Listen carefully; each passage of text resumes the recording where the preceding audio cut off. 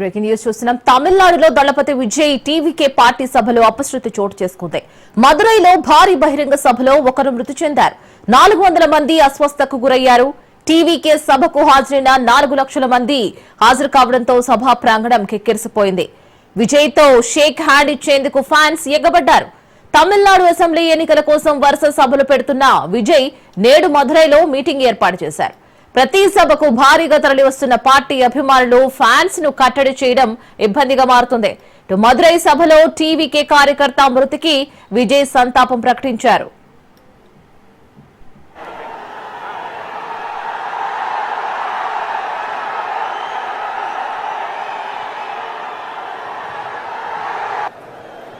எந்த ஒரு நிகழ்ச்சியும் எப்படி நடக்கும் என நினைக்கின்ற எதிரிகளின் கனவுகளை சுக்கு బ్రేకింగ్ న్యూస్ చూస్తున్నాం. తమిళనాడులో దళపతి విజయ్ టీవీకే పార్టీ సభలో అపశృతి చోటు చేసుకుంది. మదురైలో భారీ బహిరంగ సభలో ఒకరు మృతి చెందారు.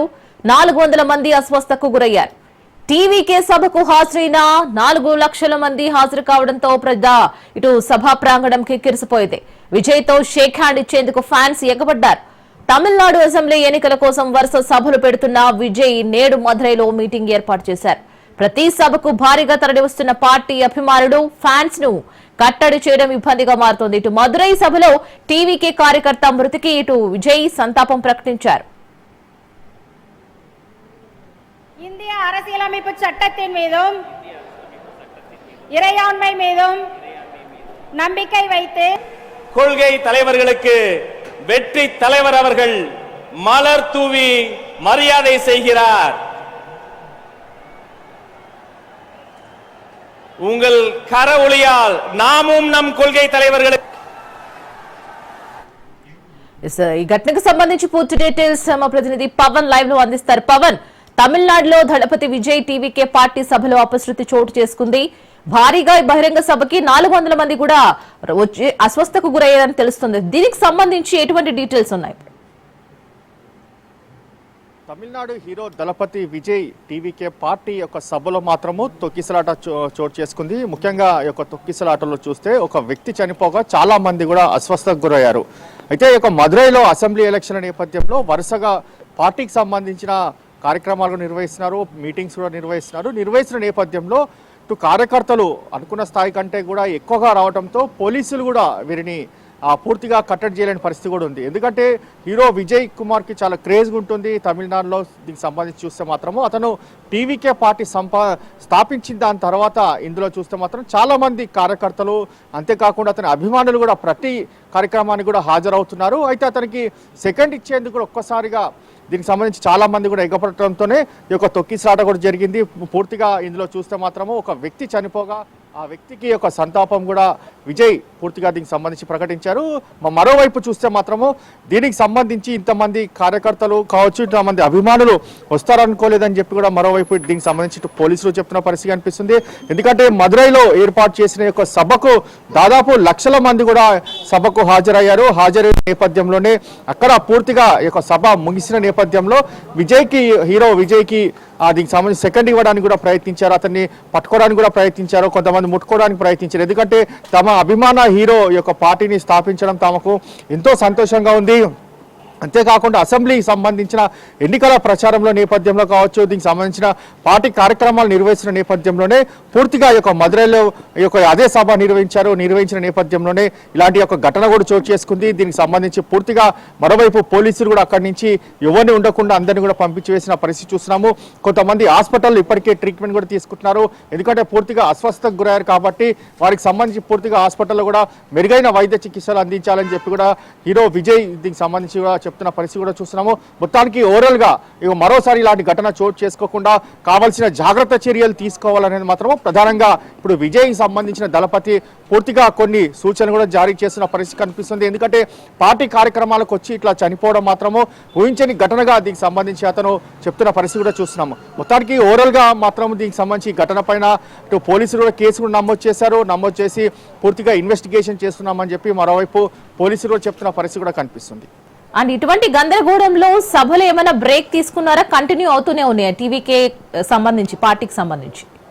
అయితే ఈ సభకు సంబంధించి మనం చూస్తే సభ చివరి దశలో దీనికి సంబంధించి అతను సభ పైన మాట్లాడి పార్టీ సంబంధించిన పూర్తిగా అంశాలను మాట్లాడి ముగిసిన నేపథ్యంలో ఒక్కసారిగా అభిమానులు అతన్ని సెకండ్ ఇవ్వడానికి ఒక్కసారిగా ఎగపడటంతోనే దీనికి సంబంధించి ఘటన కూడా చోటు చేసుకుంది. ప్రజెంట్ సభ అక్కడికి ఆపేసి అక్కడి నుంచి వెళ్ళిపోయిన పరిస్థితి కూడా చూస్తున్నాము. పోలీసులు కూడా అందరినీ పంపించి వేసిన పరిస్థితి కూడా చూస్తున్నాము.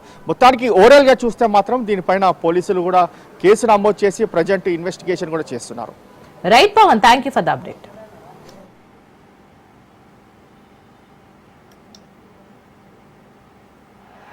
அவர் மாஸ்னா என்னன்னு தெரியும்ல, அவர் உயிரோடு இருக்கிற வரைக்கும் அந்த சிஎம் சீட்டை பத்தி ஒருத்தராலையும் நினைச்சு கூட பார்க்க முடியல, கனவு கூட காண முடியல. எப்படியாவது அந்த சிஎம் சீட்டை என்கிட்ட கொடுத்துருங்க, என் நண்பர் எம்ஜிஆர் திரும்ப வந்ததுக்கு அப்புறம் நான் திருப்பி கொடுத்துறேன்னு தன்னோட எதிரியை கூட மக்கள் கிட்ட கெஞ்ச வச்சவர் எம்ஜிஆர். எப்படி கெஞ்ச வச்சவர். அதனால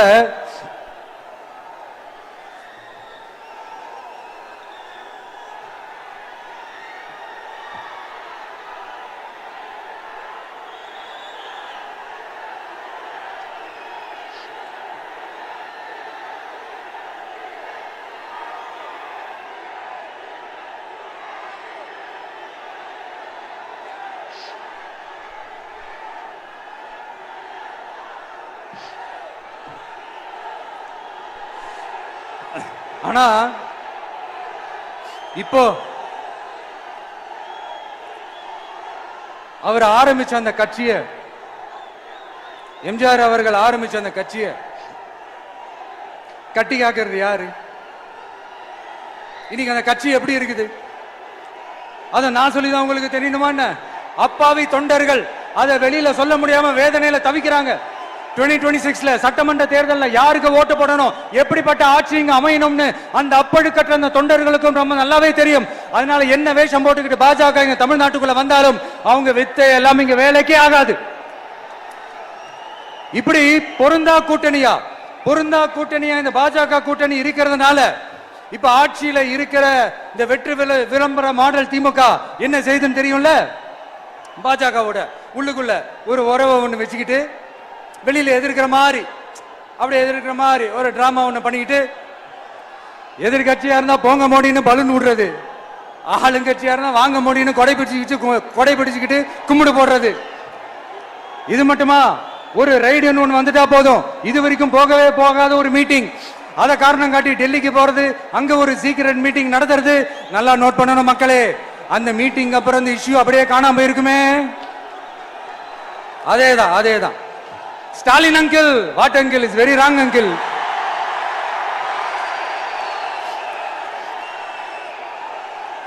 இப்படி தமிழ்நாட்டில் இப்ப நடக்கிற இந்த ஆட்சியினுடைய லட்சணத்தை பார்த்துக்கிட்டு நாம எப்படி சும்மா இருக்க முடியும்? ஒரு தவறு செய்தால், அதை தெரிந்து செய்தால், அவர் கபட நாடக மு.க. ஸ்டாலின் அங்கிளாகவே இருந்தாலும், அங்கிள் உங்களுக்கு மனசாட்சின்னு ஒண்ணு இருந்துச்சுன்னா நாங்க கேட்கிற கேள்விகளுக்கு மட்டும் கொஞ்சம் பதில் சொல்லுங்க அங்கிள். நீங்க நடத்துற இந்த ஆட்சியில நேர்மை இருக்கா, நியாயம் இருக்கா, ஊழல் இல்லாம இருக்கா, சட்டம் ஒழுங்கு சரியா இருக்கா, பெண்களுக்கு பாதுகாப்பு இருக்கா, பொதுமக்களுக்கு பாதுகாப்பு இருக்கா, இயற்கை வளங்களுக்கு பாதுகாப்பு இருக்கா? சொல்லுங்க மை டியர் அங்கிள், சொல்லுங்க. டாஸ்மாக்ல மட்டுமே இது வரைக்கும் 1000 கோடிக்கு மேல ஊழல்னு சொல்றாங்க. அதுல மட்டுமா தப்பு நடக்குது? வேற எதுல தான் நடக்கல? உலகத்திலே மிஸ்டர் கிளீன் ரெக்கார்ட்ஸ் எல்லாம் உங்களுக்கும் உங்க கூட இருக்கிறவங்களுக்கும் மட்டும்தான் அங்கிள் கொடுக்கணும். இத பார்த்து வாயே இல்லாத ஊரு கூட வயிறு வலிக்கு சிரிக்குது. பெண்களுக்கு 1000 ரூபாய் கொடுத்துட்டீங்கன்னா போதுமா அங்கிள்? அப்படியே அதை மூடி மறைச்சிடலான்னு பாக்குறீங்களா? படிக்கிற இடத்துல, வேலைக்கு போற இடத்துல, வெளியில போற இடத்துலன்னு அவங்களுக்கு பாதுகாப்பே இல்லைன்னு ஒட்டுமொத்த பெண் பிள்ளைங்களும் பெண்களும் கதறாங்க. அந்த கதறல் சத்தம் ஏதாவது உங்க காதுல கேக்குதா அங்கிள்? இதுல வேற உங்க அப்பான்னு கூப்பிடுறாங்கன்னு வேற சொல்றீங்க. What is this uncle? Is very very wrong uncle, is very very wrong. பெண்களுக்கு மட்டுமா பொய் வாக்குறுதி கொடுத்து ஏமாத்துறீங்க? அரசு ஊழியர்கள், ஆசிரியர்களை ஏமாத்துறீங்க, விவசாயிகளை ஏமாத்துறீங்க, பரந்தூர்ல பாதிப்பே வராதுன்னு சொல்லி ஏமாத்துறீங்க, மீனவர்களை ஏமாத்துறீங்க, போதைப் பொருள் கலாச்சாரத்தை ஒழிக்காம ஏமாத்துறீங்க. ஐயோ ஐயோ ஐயோ, very very வஸ்ட் uncle, very very வஸ்ட். எப்படி கேட்டாலும் இவங்க கிட்ட இருந்து எந்த பதிலும் வரப்போறதில்லை. ஏன்னா இருந்தா தானே. இப்ப ஆட்சியில இருக்கிற நம்மளுடைய அங்கிள் பதில் சொல்றது இருக்கட்டும். மக்களை நீங்க சொல்லுங்க, நீங்க உண்மையை சொல்லுங்க. செய்வோம் செய்வோம் செய்வோம் செய்வோம்னு சொன்னாங்களே, சொன்னதெல்லாம் செஞ்சாங்களா? உங்களை தான் கேக்குறேன், சொன்னதெல்லாம் செஞ்சாங்களா? சத்தமா சத்தமா மை டியர் அங்கிள், கேக்குதா?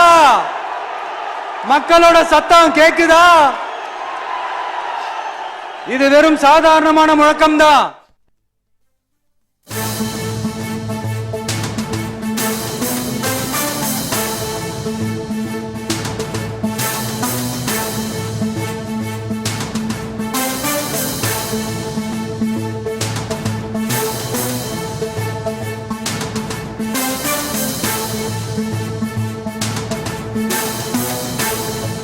మరో బ్రేకింగ్ న్యూస్ చూస్తున్నాం. అనంతపురం కలెక్టరేట్ వద్ద ఉద్రిక్తత చోటు చేసుకుంది. కలెక్టరేట్ ఎదుట వికలాంగుడు ఆత్మహత్య యత్నం చేశాడు. గమనించి పెట్రోల్ బాటిల్ను పోలీసులు లాగేసుకున్నారు. వైకల్యం ఉన్న దివ్యాంగులు సర్టిఫికేట్లను రద్దు చేయడంపై కలెక్టరేట్ వద్ద ఆందోళన నెలకొంది. సర్టిఫికేట్ల రీవెరిఫికేషన్ లో వైకల్యం ఉన్న దివ్యాంగుల సర్టిఫికేట్లను రద్దు చేస్తున్నారని ఆగ్రహం వ్యక్తం చేశారు. తమకు న్యాయం చేయాలని కలెక్టరేట్ ఎదుట దివ్యాంగుల హక్కుల జేఏసీ నేతలు ఆందోళనకు దిగారు. దీంతో అందరికీ న్యాయం చేస్తానని కలెక్టర్ వినోద్ కుమార్ హామీ ఇచ్చారు.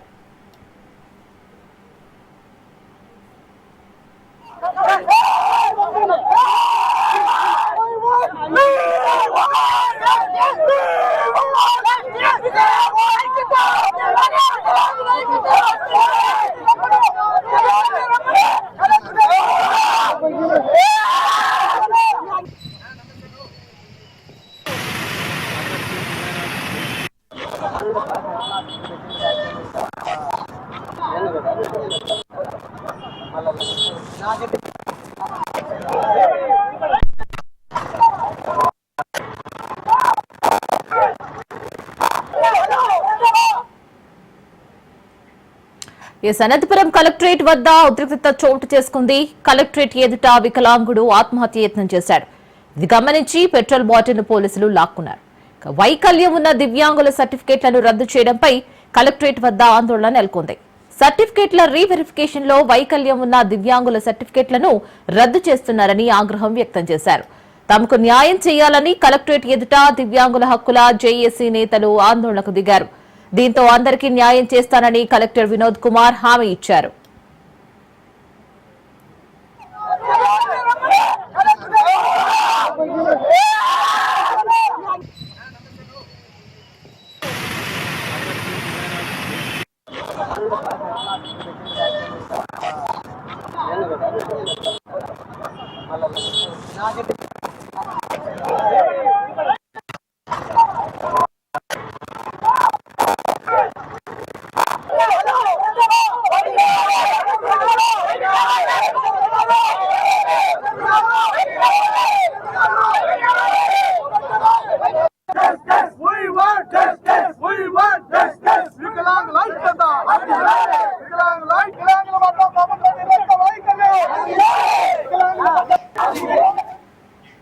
సో దీనికి సంబంధించి పూర్తి డీటెయిల్స్ మా ప్రతినిధి జీవన్ అందిస్తారు. జీవన్,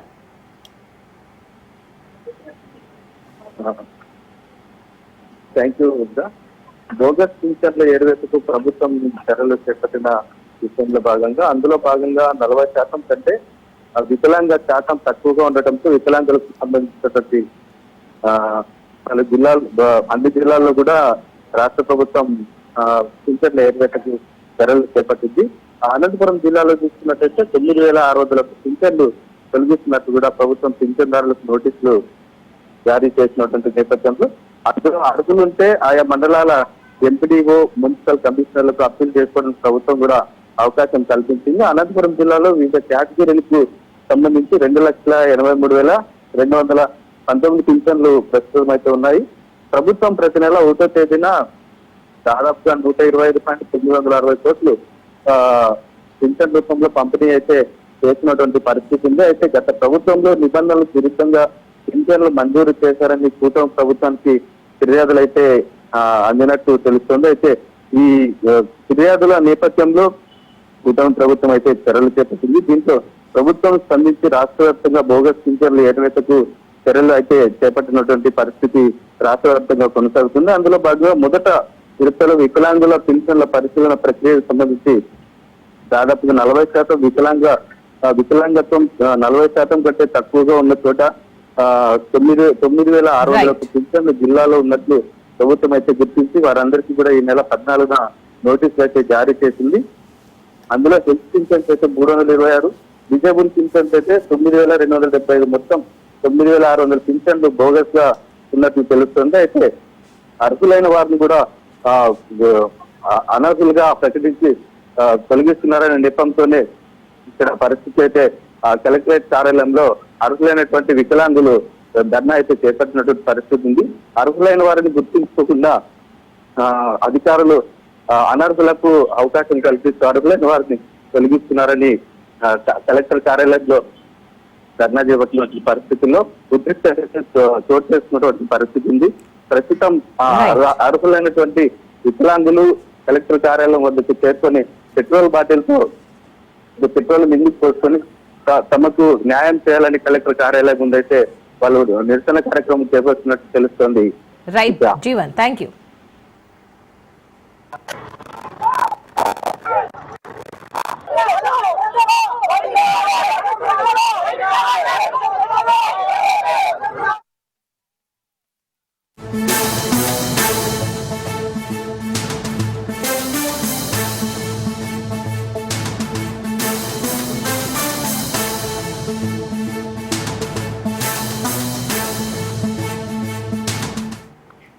మరో బ్రేకింగ్ న్యూస్ చూస్తున్నాం. పబ్జీ గేమ్ కు బానిసగా మారిన ఓ విద్యార్థి ప్రాణం తీసుకున్న విషాదకర ఘటన నిర్మల్ జిల్లా బైంస పట్టణంలో చోటు చేసుకుంది. హైదరాబాద్ లోని మౌలాలి ప్రాంతానికి చెందిన బేతి సంతోష్, సాయి ప్రజా దంపతులు గత కొంతకాలంగా బైంసాలో నివాసం ఉంటూ వ్యాపారం నిర్వహిస్తున్నారు. వీరికి ఒక కుమారుడు, కుమార్తె ఉన్నారు. కుమారుడు బేతి రిషేంద్ర హైదరాబాద్ లోని భాష్యం స్కూల్లో 9వ తరగతి పూర్తి చేసుకుని 10వ తరగతిలో చేరాల్సి ఉంది. మరైతే బేతి రిషేంద్ర గత కొంతకాలంగా పబ్జీ గేమ్ కు బానిసగా మారాడు. ఇదే క్రమంలో చదువుపై నిర్లక్ష్యం చేసి 10వ తరగతి కోసం పాఠశాలకు వెళ్లకుండా ఇక్కడే ఉండిపోయాడు. పబ్జీ ఆటకు బానిసగా మారిన కుమారుడితో మార్పు తెచ్చి చదువుపై దృష్టి పెట్టే దిశగా తల్లిదండ్రులు ఎన్ని ప్రయత్నాలు చేసినా ఫలితం కానరాలేదు. చివరి ప్రయత్నంగా గత 2-3 రోజుల నుంచి కుమారుడికి కుటుంబీకులు పబ్జీ గేమ్ ఆడకుండా కట్టడి చేసినట్లుగా తెలుస్తోంది. దీంతో డిప్రెషన్ కు లోనైన కుమారుడు మనస్తాపానికి గురై ఇంట్లో ఎవరూ లేని సమయంలో ఉరి వేసుకుని ఆత్మహత్యకు పాల్పడ్డాడు. ఈ మేరకు పోలీసులు కేసు నమోదు చేసుకుని దర్యాప్తు చేస్తున్నారు. దీనికి సంబంధించి పూర్తి డీటెయిల్స్ మా ప్రతినిధి శ్రీనివాస్ అందిస్తాడు. శ్రీనివాస్, బైంసాలో మళ్ళీ పబ్జీ ఒక గేమ్ ఆడడం ఒక 9th క్లాస్ అబ్బాయి చనిపోయి ఆత్మహత్య చేసుకున్నాడు. అతను హైదరాబాద్ లో స్కూల్లో చదువుతాడు. 9వ తరగతి గేమ్ తర్వాత ఈ పబ్జీ గేమ్ అడప్ట్ అయ్యడంతో అతను అతని గత 3 రోజుల నుంచి పబ్జీ ఆన్ చేయకపోవడంతో అతను ఆ ఇంట్లో ఎవరైన సమయంలో ఆత్మహత్య చేసుకున్నాడు. అతను బాబు చేసుకున్నాడు. అయితే గత 4 సంవత్సరాల క్రితం ఈ పబ్జీ గేమ్ చాలా యూత్ బాగా ఆడేది, కానీ ప్రభుత్వం బ్యాన్ చేసింది. వేరే దేశం నుంచి ఈ పబ్జీని బ్యాన్ చేయడంతో ఇప్పుడు ఇండియాలో కూడా పబ్జీ గేమ్ చాలా ఇండియా వర్షంతో పబ్జీ గేమ్ వస్తే మళ్ళీ కొద్ది ఆశ వచ్చారు. గతంలో బ్లూవెల్ మరియు ఈ పబ్జీ రెండు ఈ గేమ్స్ ప్రభుత్వం బ్యాన్ చేసింది. అయితే బ్లూవెల్ అనేది ఇంకా డేంజర్ గేమ్ ఉండేది. అది నేరుగా అతని ఒక స్టేజ్ నుంచి ఇంకో స్టేజ్ అంటే వాళ్ళు నేరుగా వాళ్ళ కొన్ని హింసాత్మకమైన ప్రాణాంతకరమైన టాస్క్ ఇచ్చేవాళ్ళు. బ్లూవెల్ అయితే టాక్సీ తోటి అంటే వాళ్ళు ఎదురుగా వచ్చే లారీ ముంగట ఫోటో దిగున్నాడు, ట్రైన్ ముంగట దిగడం, ఆ తర్వాత టారాస్ ఫోటో దిగను అనే ఇలాంటి బ్లూవెల్ హింసాత్మకమైన మరియు ప్రాణాంతకరమైన వాటి ఉండేటి. అయితే వాటిని బ్యాన్ చేసి మొత్తం ఇప్పుడైతే ప్రస్తుతం బ్లూవెల్ లేదు. కానీ ఇండియన్ వర్షన్ తోటి పబ్జి మళ్ళీ ఫోన్ పే పబ్జి మళ్ళీ ఇండియా వర్షన్ తోటి ఇంకా రావడంతో యువత మళ్ళీ ఆక్రమించి బయటలో మాత్రం ఘోరం జరిగింది. 9th క్లాస్ అబ్బాయి పబ్జి ఆడడం బంద్ చేయడంతో 2 days లోనే అతను మానసికంగా కుంగిపోయి ఈ రోజు అతను ఆత్మహత్య చేసుకోవడం ఘోరమైన పరిస్థితి ఏర్పడింది. Right Srinivas, thank you.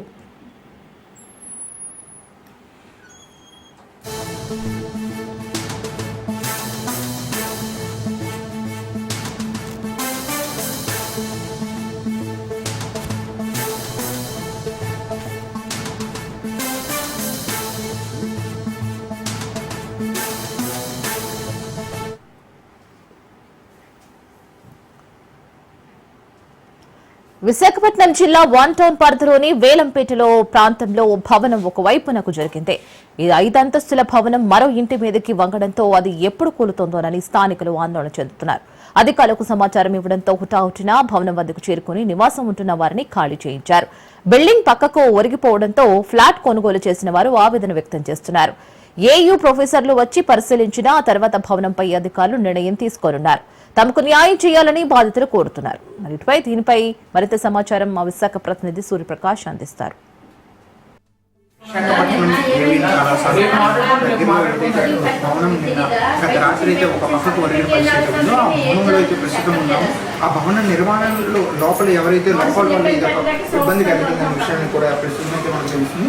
దానికి సంబంధించి యొక్క భవనంలో ఉంటున్న వాళ్ళని అయితే మనం వాళ్ళతో మాట్లాడే అసలు ఏం జరిగిందన్న ఇంకా సడన్గా అసలు ఒక సైడ్కి ఒరిగిపోవడం అనేది ఎంతవరకు అసలు ఏం జరిగిందంటే సార్ నమస్తే సార్. ఇప్పుడు సంవత్సరాల నుంచి మేము ఫ్లాట్లు తీసుకున్నాం సార్. అంటే సంవత్సరాల మధ్యకాలంలో ఫ్లాట్లు తీసుకున్నాం. అంటే 1 month 2 months గ్యాప్లోనే 9 మంది ఫ్లాట్స్ తీసుకున్నాం సార్. మనం ఫ్లాట్స్ తీసుకొని 1 year వరకు అంతా బాగానే ఉంది, ఏ ప్రాబ్లం లేదు.